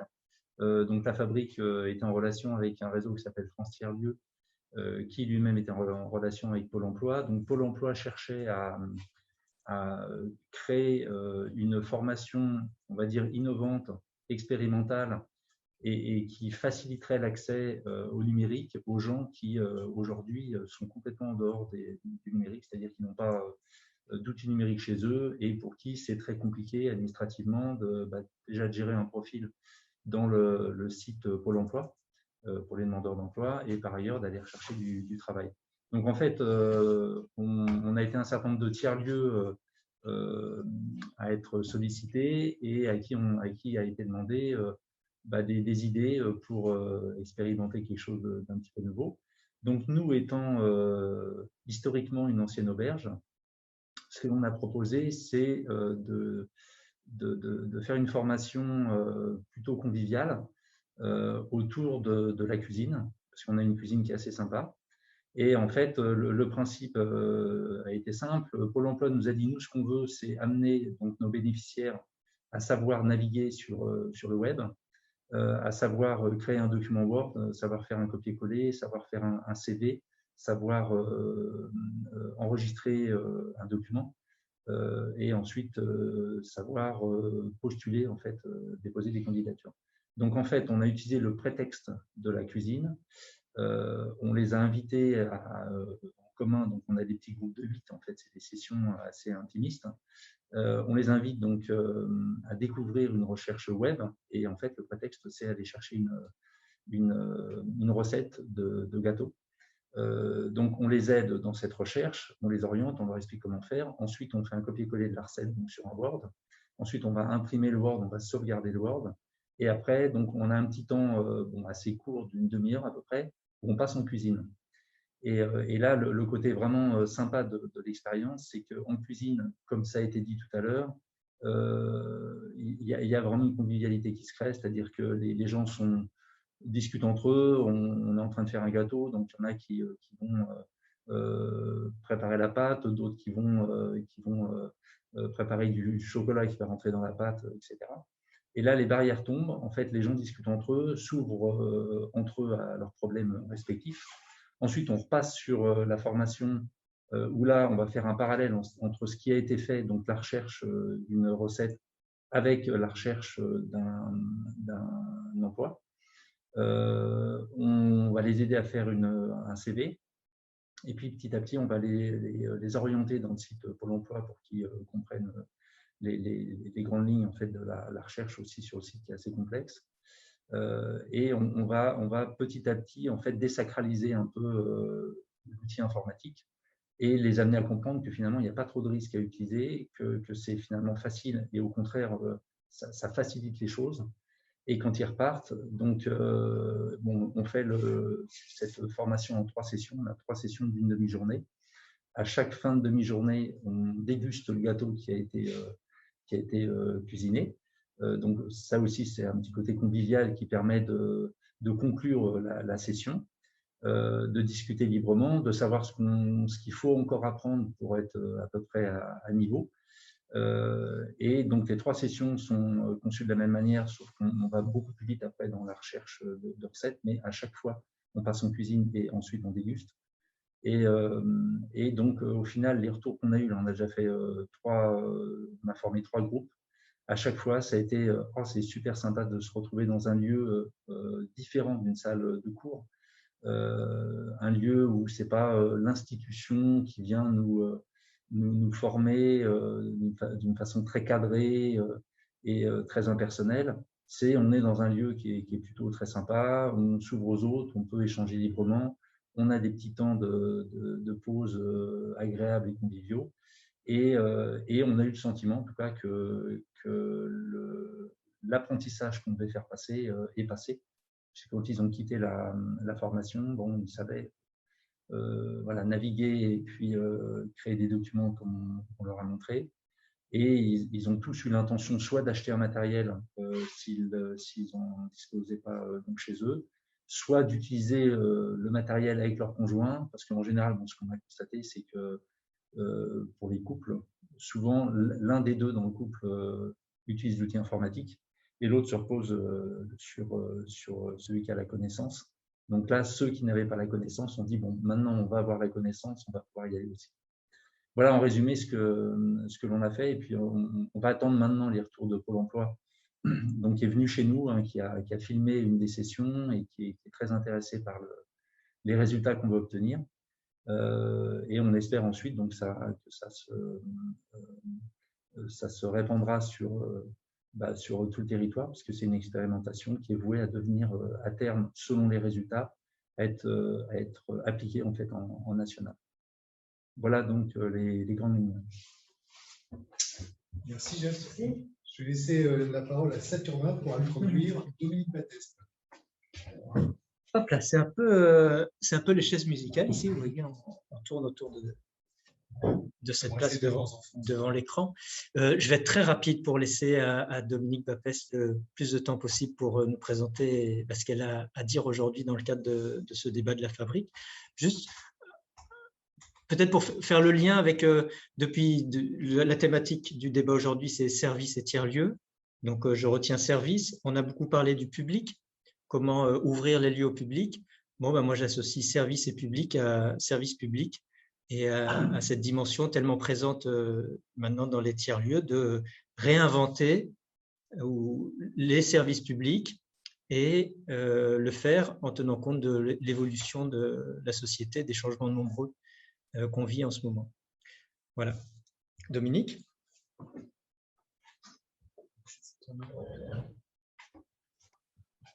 Voilà. Donc, je me représente brièvement parce que tout à l'heure, je l'ai fait le plus rapidement possible. Et donc, j'ai préparé un exposé qui n'a pas de diaporama, il n'y a pas de partage d'écran, je vais juste parler en fait. Et du coup, je vais introduire dans ce que j'avais préparé des éléments aussi de réponse et de suggestions pour les intervenants qui sont venus ce matin, ce que je n'avais pas du tout entrevu en proposant de participer au débat. Donc, j'aurai 2 thèmes, vous verrez pourquoi. Des partenariats possibles pour trouver des publics éloignés de l'emploi comme du public RSA que nous, on reçoit sans arrêt en fait. Et puis, le deuxième thème, c'est l'accès au droit, bien entendu, qui a été nommé plusieurs fois. Donc, pour commencer à ce que j'avais prévu, voilà, en tant que déléguée du défenseur des droits, je suis installée à Nemours, mais j'ai une compétence territoriale sur tout le département. La proposition que je vais vous faire a été aussi étudiée en collaboration avec la défenseure de droit, Madame Edon, dont je vais parler tout à l'heure. Donc, ce n'est pas une proposition juste personnelle, c'est une proposition qui peut être soutenue par notre institution. Donc, la proposition, c'est de proposer un partenariat pour des permanences à distance. Alors, ça fait un bruit, je ne sais pas pourquoi. Non, c'est l'enregistrement qui a été interrompu, c'est pas grave, Dominique. Oui, d'accord. Donc, je continue. Alors, pourquoi j'ai pensé à cette collaboration avec la Fabrique 77 ? Parce que bon, je connaissais un petit peu le système et je sais que les tiers-lieux sont des lieux équipés avec du matériel, une bonne connexion et pour certains, avec potentiellement un médiateur numérique qui pourrait aider dans ce que je veux proposer. Et ensuite, parce que j'ai vu que le projet de la fabrique actuelle, c'est d'essayer de multiplier des offres de services justement dans les tiers-lieux volontaires. Donc, nous, ce qu'on voudrait, c'est proposer des permanences sur des territoires où nous ne sommes pas encore implantés du fait de la ruralité du territoire ou du caractère périurbain que j'expliquerai aussi tout à l'heure. Le développement durable. Le défenseur des droits est une institution qui n'est pas connue, et j'expliquerai pourquoi on peut en faire la promotion, mais quand on nous saisit, la plupart des réclamants, on appelle ça réclamants, sont satisfaits de notre service puisqu'on arrive à débloquer des situations. Donc, il faut que je dise quand même ce qu'est le défenseur de droit. Le défenseur des droits, c'est une institution constitutionnelle. ça veut dire de rang constitutionnel, ça veut dire que ce n'est pas facile de nous faire disparaître, en fait, puisqu'on on est au niveau du plus haut écrit juridique de la France. Qu'est-ce qu'on est censé faire? On doit veiller au respect des droits et des libertés. Simplement, c'est très, très large, mais on a des champs de compétences qu'on ne peut pas dépasser. Donc, en fait, on a 5 champs de compétences que j'illustrerai tout à l'heure par des exemples.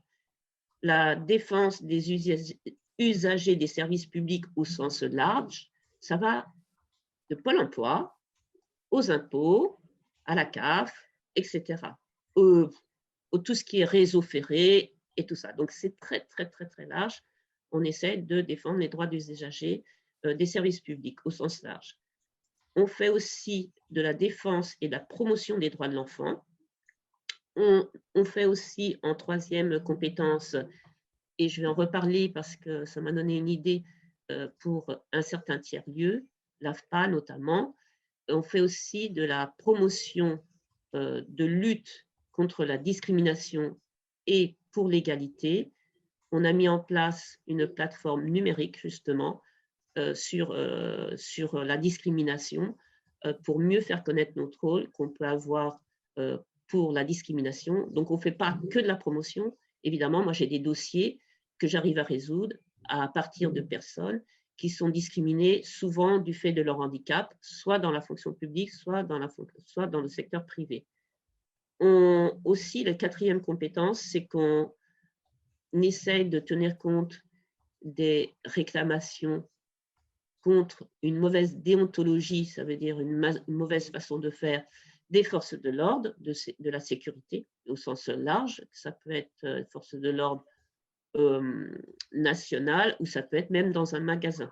Donc tout ce qui est force de sécurité, on peut agir si jamais ces personnes-là osent ou essayent de ne pas respecter une déontologie.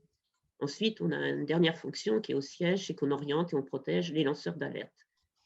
Alors, c'est compliqué d'avoir une représentation du défenseur des droits parce que c'est une institution à plusieurs étages.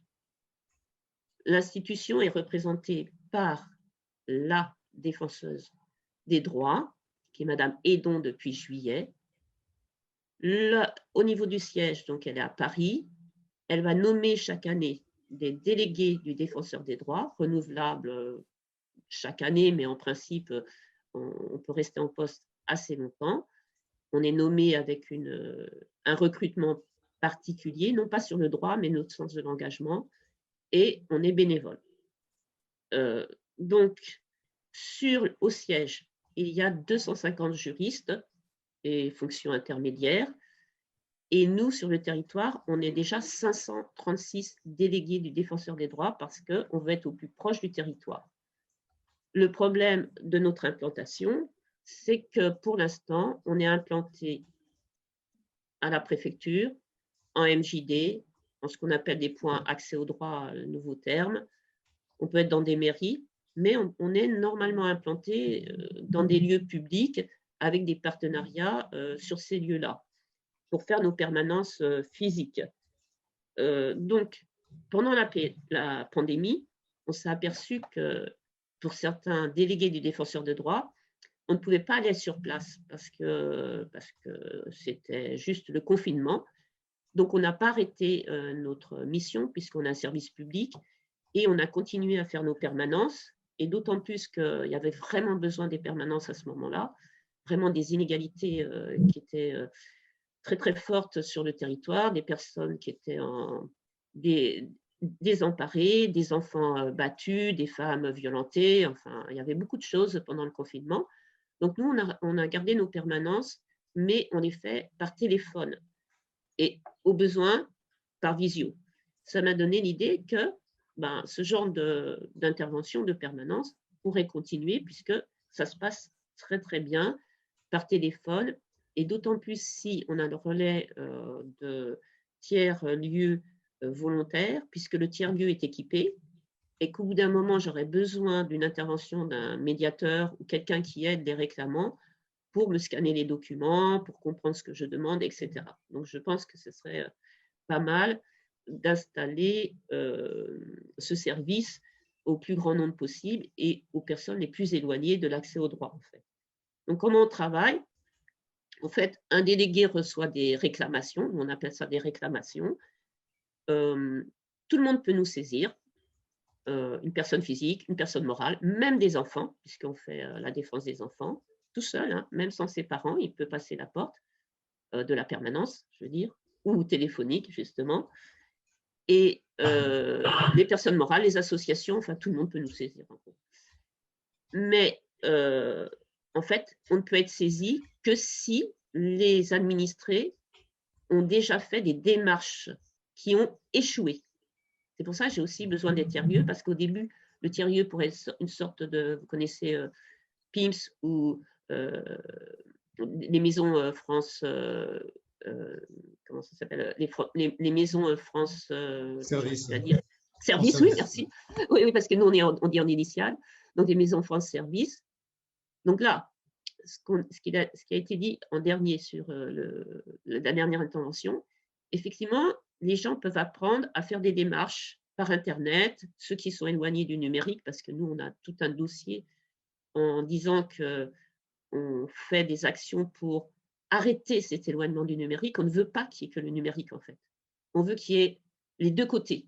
C'est-à-dire que pour les personnes éloignées du numérique, on veut qu'elles aient une possibilité de saisine, par exemple de la préfecture pour les étrangers, sans passer par le numérique, parce que là, ce sera un immense défi sur votre territoire. Sur le territoire de la Seine-et-Marne, on a beaucoup d'étrangers, de savoir comment faire pour les amener à la préfecture par des services numériques, puisque la préfecture, maintenant, ne prend quasi pas de rendez-vous si les étrangers ne savent pas se servir de leur plateforme pour prendre des rendez-vous.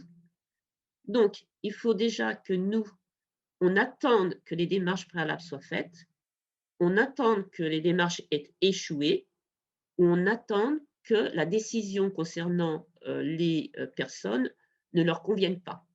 Donc, à ce moment-là, les personnes peuvent nous saisir par téléphone, par mail, physiquement, dans un lieu, par exemple un CCAS. Ils ont vraiment beaucoup de... Et quand on nous saisit par écrit, c'est gratuit. La saisine par lettre n'a pas à être affranchie, parce qu'on est un service public. Donc, nous, ce qu'on fait, les délégués, c'est une démarche de résolution amiable. En fait, pour ceux qui connaissent un peu mieux le mot, de la médiation, pas de la conciliation, hein, parce qu'on est un service public contre ou pour régler les dysfonctionnements, principalement des administrations, des employeurs en cas de discrimination, etc. Et principalement, on joue le rôle de médiateur de la République pour les dysfonctionnements de l'administration. Donc moi, ce que j'essaye de faire, c'est une médiation pour arriver à débloquer la situation, en tous les cas, avoir des observations, en tous les cas, faire avancer le dossier qui n'avance plus, par exemple, à la CAF, à la préfecture, il y a des erreurs, donc là, j'interviens. J'ai des correspondants dans toutes les administrations qui sont obligés de me répondre dans un délai d'1 mois, en fait. Quelquefois, ça dépasse, ça dépend. Quelquefois, c'est rapide. Pôle emploi, on a des très beaux correspondants à Pôle emploi et ils nous répondent bien, ils rectifient les situations. Les impôts, c'est pareil, très bons correspondants. Ce qui est plus compliqué en médiation, c'est la CAF, en fait, qui toujours enlève des prestations. Donc, finalement, j'ai eu 2 réclamations hier qui ont abouti en médiation. C'est pour vous dire que quand on est connu, on peut être reconnu parce qu'on aboutit à 87% de solutions positives pour l'usager, en fait. Donc, ils avaient enlevé le RSA à quelqu'un, soi-disant que peut-être ses ressources étaient supérieures au seuil où la personne pouvait avoir le RSA. Ils se sont trompés. Donc là, pendant des mois, la personne n'avait pas de RSA, elle ne connaissait pas, malheureusement, elle est arrivée un peu tard pour faire cette démarche. Dans tous les cas, ce que j'ai réussi à faire en médiation, c'est de lui rétablir, de lui régulariser son dossier. Et elle a reçu un petit pactole suite à mon intervention pour récupérer tout le RSA qu'elle n'avait pas eu depuis des mois. Mais nous ne sommes pas des juges, donc on ne suspend pas les délais de recours en justice. On dit aux réclamants, attention, on essaie ce qu'on peut, le plus longtemps qu'on peut, mais s'il y a des délais de recours en justice, les délais continuent à courir. On ne suspend pas les délais de recours direct en médiation par les gens qui peuvent directement saisir les médiateurs des administrations. Après, on est plutôt, pour un certain nombre de personnes, donc bénévoles âgés, on est calme, on est impartiaux, on ne prend pas parti, on écoute les personnes qui sont déjà contentes d'être écoutées, alors que dans certaines administrations, ils essayent d'aller sur place et ils ne peuvent pas rentrer. De toute façon, maintenant, c'est par Internet. Donc, ils sont contents de trouver quelqu'un qui représente le service public. Donc, moi, je pense que pour ma proposition, une rencontre téléphonique que j'ai faite pendant la pandémie est possible. Peut-être une rencontre visio est possible, sans déplacement, parce qu'il faut savoir qu'en Seine-et-Marne, les réclamants ont très peu de mobilité, parce que nous, on reçoit essentiellement, mais pas essentiellement, mais quand même, des personnes précaires qui ont plein d'ennuis avec les logeurs sociaux, avec le RSA, avec les impôts, etc. Et ceux-là, ils ne se déplacent même pas en car ou en train.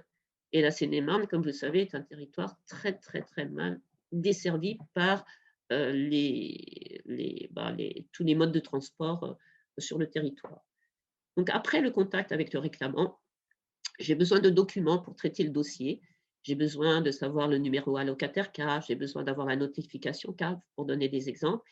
Et ça, j'ai besoin qu'on me le scanne pour appuyer ma démarche de médiation. C'est beaucoup mieux quand j'ai les éléments du début de l'échec d'une démarche d'un réclamant. C'est beaucoup plus facile pour moi de faire la médiation qu'avec un simple numéro. Donc ensuite, je traite le dossier dans la semaine, je contacte mes correspondants, je fais de la médiation avec les employeurs aussi pour la lutte contre la discrimination. Et normalement, pour un certain nombre de cas, la situation est rectifiée ou modifiée. Quelquefois, ça fait l'inverse parce que la CAF s'aperçoit qu'il y a des trop perçus. Mais en l'occurrence, souvent, on essaye de faire récupérer qu'il n'y ait pas trop d'indus, ça veut dire de choses d'argent que le réclamant doit à la CAF, par exemple. Ce qui est intéressant par rapport aux autres interventions, si je ne suis pas dans mon champ de compétences, j'étais très vite sur les 5 champs de compétences que j'ai, il y a des réclamants qui viennent me voir et je dois leur dire que leur demande est irrecevable, que je suis incompétente, que je ne peux pas faire de médiation dans ce cas-là. Dans ce cas-là, je joue le rôle de point d'accès au droit. Ça veut dire que je les oriente vers des dispositifs ou des professionnels qui, à mon avis, les prendra en charge, les renseigneront mieux que moi et quelquefois leur donnera des conseils. Moi, je n'ai pas le droit de donner des conseils parce que je ne suis pas un avocat gratuit. Je suis juste accès au droit. Ça veut dire que j'oriente les personnes, par exemple, vers les avocats. Et si les avocats ne répondent pas, je leur dis là, parce qu'ils ne répondent pas souvent à des personnes qui ont l'aide juridictionnelle, il ne faut pas croire. Hein. Et donc, dans ce cas-là, je leur dis, sur le territoire seine-et-marnais en tous les cas, dans ce cas-là, je leur dis, il faut dénoncer ça à l'ordre. Mais ce n'est pas moi qui dénonce à l'ordre. Je leur dis, il faut s'adresser à l'ordre des avocats. Puis je leur dis l'adresse, je leur dis les contacts, parce que je leur facilite la vie, parce que ce n'est pas facile pour des gens qui ne savent pas manier le numérique de trouver toutes les adresses, les téléphones, etc. Ensuite, si je n'ai pas du tout les compétences juridiques ou techniques, je peux m'adresser aux juristes du siège qui m'aident et qui me disent bon, mais il vaut mieux dire aux réclamants qu'on n'est pas compétent, mais il vaut mieux les orienter vers telle ou telle personne, la DIL, etc., parce que c'est un problème de logement que nous, on ne traite pas. Donc, on a toujours la main tendue pour ne pas laisser les personnes avec leurs problèmes. Donc, globalement, ce qu'il faut retenir, c'est qu'on agit, mais qu'après les démarches des réclamants. On agit, on a besoin d'avoir des personnes qui peuvent être en lien avec une médiation numérique ou qui savent se servir d'un scan pour nous envoyer les éléments. On fait aussi de la promotion, et c'est là que je veux rajouter quelque chose par rapport aux intervenants. Pardon, parce que j'ai un petit rhume. Par rapport aux intervenants, moi en particulier, de par mon parcours antérieur, j'étais professeur de droit social à l'UPEC, et donc je fais aisément des interventions sur la discrimination. Et je pense que dans certains lieux que vous avez cités, comme événement, c'est pas mal de prévoir pour les personnes en insertion professionnelle de leur expliquer comment elles peuvent se défendre ou comment la discrimination peut se mettre en route. Nos interventions sont gratuites, elles sont préparées en fonction du public. Et donc, c'est bien d'essaimer de faire le plus d'interventions possible. Je fais aussi des interventions sur la promotion des droits de l'enfant, puisque j'ai été assesseur au TPE, ça veut dire tribunal pour enfants, à Melun, et que je connais particulièrement ce droit et que je suis accompagnée de jeunes. Ça, c'est intéressant pour les lieux que vous avez. Nous avons un programme JAD, c'est-à-dire des jeunes qui sont en service civique pendant 9 mois, qui sont formés par le défenseur des droits et qui vont faire des interventions auprès de jeunes, de collégiens, de lycéens, d'EPID, enfin tous les jeunes ou de jeunes à handicap, pour leur expliquer leurs droits et comment ils peuvent avoir accès aux droits. Alors, ça m'intéresse d'autant plus de vous avoir écouté sur la formation professionnelle que la nouvelle défenseur des droits de cette année, elle veut mettre l'accent, elle veut trouver des moyens pour donner des accès aux droits aux jeunes. C'est son truc, c'est son thème principal. Et donc, elle veut savoir comment faire. Donc, si on est en partenariat, il se peut qu'on puisse atteindre cette cible-là, qui n'a pas l'habitude, en fait, de demander des droits ou d'avoir accès à des informations juridiques, en particulier les apprentis. Il y a un problème avec la prime pour l'emploi et si ils mettent mal en route leur dossier, ils risquent de perdre la prime pour l'emploi, auquel pas tous les apprentis ont le droit. Et donc, quand ils la perdent, moi j'interviens, j'explique à la CAF que c'est juste une erreur d'orientation, que le jeune n'a pas su faire son dossier. Et pour les interventions que j'ai eues, ils ont récupéré beaucoup d'argent et c'était bien parce que c'était à peu près à Noël, donc ils étaient très contents de l'intervention. Mais il faut qu'ils nous connaissent, parce que s'ils ne nous connaissent pas, ils ne savent pas à qui demander. Ensuite, voilà, qu'est-ce que je peux dire de plus? Oui, qu'on a une collégiale, c'est-à-dire que sur le département, il y a des délégués un peu partout. Il y en a à Champs-sur-Marne, il y en a à Provins, il y en a à Fontainebleau. Et on s'est réunis au moins 3 fois par jour en collégiale. Et du coup, on échange sur le fonctionnement de ce qui se passe en Seine-et-Marne. Et puis, on a des qualités différentes, c'est-à-dire que moi, par exemple, je suis référente JAD, c'est-à-dire que je suis des jeunes ambassadeurs des droits des enfants. Il y a des référents discrimination, il y a des référents déontologie. Parmi nous, il y a des personnes beaucoup plus spécialisées que d'autres, auxquelles on peut faire appel si on ne sait pas résoudre nous-mêmes un problème. Donc, je vois que le temps défile, j'ai à peu près dit ce que je voulais dire, et donc je laisse le temps un tout petit peu aux questions, si vous en avez. Merci Dominique. La continuation des interventions après ce que Jean-François nous présentait sur une forme d'humanisation de l'accompagnement des gens, je pense que c'est une nouvelle belle illustration. Je vois qu'effectivement, les points forts que j'ai notés, c'est ça, c'est cette volonté d'avoir une écoute de proximité à la fois audio et visio, hein, puisque visio, c'est quand même mieux de voir notre interlocuteur. J'imagine de cette facilitation dans les logiques pot de fer pour pot de terre, qui souvent d'ailleurs rebutent les gens et qui ne vont pas plus loin, alors même qu'ils ont certainement des bons droits à réclamer, et de leur faire comprendre qu'il existe quand même des médiations, parce que c'est vrai que c'est pas très connu, hein, faut être clair là-dessus. Je pense que c'est éminemment important. Oui, effectivement, le réseau des tiers-lieux peut avoir ce rôle de proximité, de facilitation. Et c'est franchement un sujet qu'on évoquera avec eux lors du prochain atelier un peu plus technique, en tout cas, qu'on a régulièrement dans le cadre de la fabrique. Et puis, cette volonté d'accompagner quoi qu'il arrive, même si, comme vous le disiez, on est au limite de mes compétences, mais je ne les laisse pas comme ça. Je leur suggère des pistes. Et j'ai bien compris que vous suggériez, même au-delà, quasiment les aidant à écrire parfois les courriers qui vont bien. On n'a pas le droit, hein, il y a un écrivain public pour écrire, mais je les aide parce que y a des personnes de l'étranger franchement, ils devraient pouvoir accéder à leurs droits, mais on les empêche par l'illettrisme, exactement. Ou comment on dit ça, comme ils ne savent pas aller au numérique? L'électronisme. Ouais, l'électronisme. Ouais, c'est... Et, ouais, et donc, on les aide, on est tous un peu comme ça, on les aide, mais on leur dit, il ne faut pas dire que c'est nous qui avons écrit, hein, on n'écrit pas à la place des personnes, on les aide, on les accompagne. Alors, j'ai oublié de dire quelques exemples quand même que j'arrive à faire à 100%. C'est lorsqu'une mairie refuse d'inscrire un enfant à la cantine sous prétexte. Alors là, la médiation est vite faite, on a vraiment étudié le problème, c'est impossible. C'est aussi lorsqu'une, par exemple, une entreprise de l'eau coupe l'eau à des personnes défavorisées, c'est pas dans le droit, c'est impossible. Donc nous, on fait rétablir l'eau, etc. J'ai vraiment, depuis que je suis déléguée défenseur des droits, j'ai vraiment eu beaucoup de dossiers et beaucoup d'intérêt à faire cette mission parce que c'est assez gratifiant en fait, parce qu'on arrive à des choses. C'est pas dans tous les métiers qu'on arrive exactement à des résultats. La plupart des métiers, mais pas tous les métiers quand même. Voilà. Si vous avez des questions, pardon.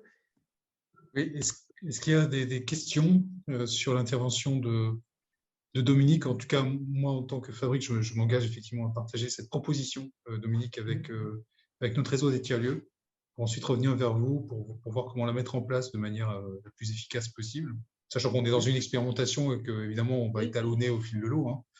Mais moi, je trouve éminemment intéressant. Et puis en plus, on a les maires ruraux aussi qui sont forcément intéressés, alors non pas pour refuser l'accès à la cantine, mais au contraire pour relayer le plus de services possible pour leur administrer, qui sont bien présents avec nous. Et donc, voir aussi avec eux comment on peut conforter le rôle que vous avez sur le territoire. Alors, la défenseure des droits, Madame Edon, elle a dû avoir un entretien avec l'association des maires ruraux parce que c'est un des points qu'elle veut aussi développer, d'être encore plus en proximité sur les territoires ruraux où il n'y a pas de permanence, il n'y a pas de préfecture, il n'y a pas de lieu où on peut aller. Non, c'est sûr, les lieux manquent, clairement. Hein. Et c'est pour ça que justement, les tiers-lieux ont un rôle à jouer pour non pas remplacer, mais apporter une alternative au café qui a disparu, à l'envie de convergence, et puis surtout en proposant des services qui permettent aux gens de récupérer du temps aussi. Alors, le télétravail est un exemple assez symptomatique, mais il y en a d'autres. Hein. Récupérer du temps pour s'intéresser davantage à ce qui se passe localement. Je ne vois pas de main levée, Dominique. Peut-être c'était clair, peut-être. C'était forcément clair. Il n'y a pas de doute sur le sujet. Bon, en tout cas, moi, je tiens vraiment à remercier nos intervenants. Je me dis qu'effectivement, heureusement que Jérôme Rousse, heureusement, pas pour lui, malheureusement, mais n'a pas pu venir parce que je pense qu'on aurait eu trop de choses sur la table à ingurgiter et que déjà, ces présentations diverses et variées ont été très riches. Je remercie donc nos intervenants, je remercie nos participants. Je vous donne rendez-vous le 16, c'est ça? Je n'ai plus la date en tête. Pour le débat, c'est le 16 juin. Voilà, le 16 juin prochain, donc sur le même créneau, 10 à 12 heures, où là, on aura une intervention très thématique sur justement, dans la continuation des animations qui ont lieu sur tourisme, loisirs et tiers-lieux. On va voir à la fois l'intervention de l'équipe qui a géré ce moment pour nous en faire une synthèse et aussi d'une spécialiste qui a fait une thèse sur le sujet. Et tout ça, ça nous invite à réfléchir sur demain, effectivement, comment on peut prendre davantage de temps pour mieux connaître son environnement, tout en conservant son activité, des sujets qui sont éminemment importants. Et dans la continuation de ce que disait Olivier Girinon aussi, le constat que de plus en plus de gens ont envie d'une autre vie, plus, comment dirais-je, plus sereine, on va dire ça comme ça. Et que là, pour le coup, c'est vraiment une thématique éminemment intéressante. N'hésitez pas, on fera la communication sur le sujet, mais vous êtes tous les bienvenus pour vous connecter à ce moment. Et puis la prochaine réunion plus technique que tu évoquais, du réseau, le 9 juin. Et donc le 9 juin, Dominique, c'est là avec les tiers-lieux, on abordera entre autres ce sujet de services supplémentaires. Voilà, écoutez, merci beaucoup. On est dans les temps, c'est remarquable. Je vous souhaite une bonne continuation. Prenez soin de vous et puis à très vite. Au revoir à tous. Hein.